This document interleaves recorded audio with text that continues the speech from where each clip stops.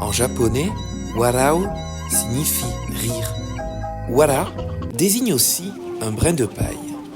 Dans Le Garçon et le Héron, les wara-wara ont l'apparence de petites créatures, expressives, qui ressemblent à de petites bulles blanches d'humeur toujours joyeuse.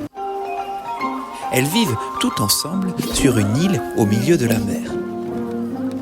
La prononciation se rapproche de ware-ware, qui signifie nous et qui désigne un collectif.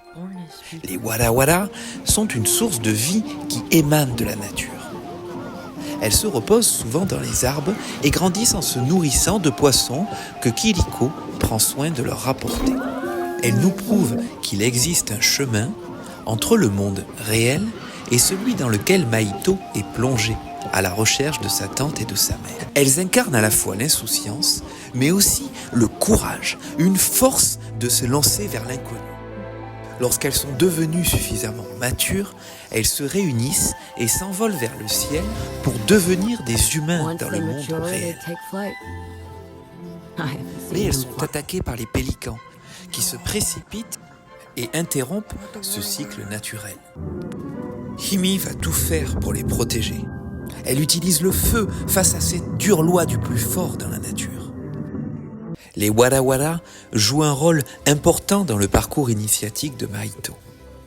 Elles jouent un rôle de guide pour l'accompagner dans son évolution. Elles participent à sa prise de conscience pour surmonter ses traumatismes, comprendre qu'il existe des lois naturelles, apprendre à faire confiance et se tourner vers les autres. Il va revenir dans le monde réel avec la conviction de le rendre meilleur. Alors, comme les wara-wara qui s'envolent vers le monde réel, elle nous invite à nous poser une question existentielle qui fait écho au titre original du film en japonais, qui peut se traduire par « Et vous, comment allez-vous vivre ?»